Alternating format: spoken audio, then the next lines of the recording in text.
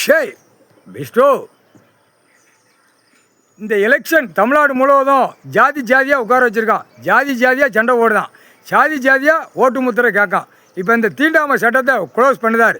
இந்த தீண்டாமை சட்டம் உள்ளே இருக்குது. அப்போ எதுக்கு வெளியில் ஜாதி ஜாதியாக வச்சு ஆடுதான், ஜாதி ஜாதியாக ஓடுதான் அந்த கணக்கு. இப்போ நீதிமன்ற கோர்ட்டில் ஜாதிக்குள்ள நீதிமன்ற கோர்ட்டு காலி.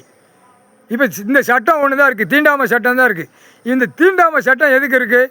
படைக்கிறது கடவுள், ஒரே உயிர், அவர் கொடுத்தது 8 7 ஓலைச்சோடு கணக்கு. இப்போ நீதிபதி சர்ச்சி கோச்சார் ஆணு பெண்ணுக்கும் டெல்லி டு தமிழ்நாடு, தமிழ்நாடு டெல்லி ஊடாளப்பட்ட மாநிலத்துக்கு கணக்கு கொடுத்தாகணும். கைலாசத்தில் இராணுவ நீதிமன்ற கோர்ட்டு இராணுவ தளபதியார் கணக்கு கொடுக்கணும். இப்போ இராணுவத்துக்குள்ளே கணக்கு எடுக்கல, கரெக்டாக இராணுவ வீரர் உள்ள வரல, ஜாதிக்கெல்லாம் வரமாட்டான். அவன் ஜாதியே சொல்ல மாட்டான். அவன் என்ன ஜாதியாக சொல்லிட்டு உள்ளே கிடக்கான்? எதுவுமே கிடையாது.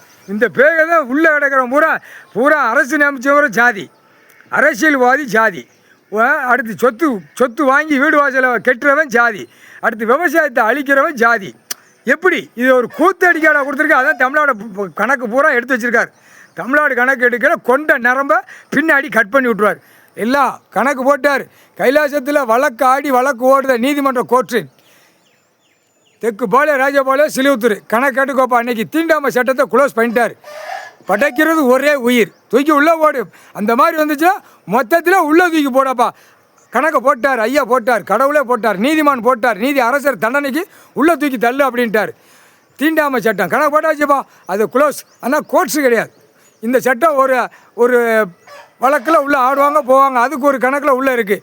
கோர்ட்ஸு காலி பண்ணிட்டாலே தீண்டாமை சட்டத்தை காலி பண்ணி தான் ஆகணும். காலி பண்ணிடுறப்பா கைலாசத்தில் கடவுள் போட்டார். எல்லாமே கரெக்டாக வெளியில் போகிறானாங்க. எல்லாம் இந்த வாயத்தான் பேதான். இவன் இந்த ஜாதி, இவன் இந்த ஜாதி, காதால் கேட்டுக்கிட்டு இருக்கோம். முனியப்பன் கைலாசத்தில் நடந்த கணக்கு இப்போ போடுவான். அது அவனுக்கு தானே தெரியும் யார் யாருங்க என்னென்ன பேசுகிறாங்கன்னு. முக்கால் சத்தியம்.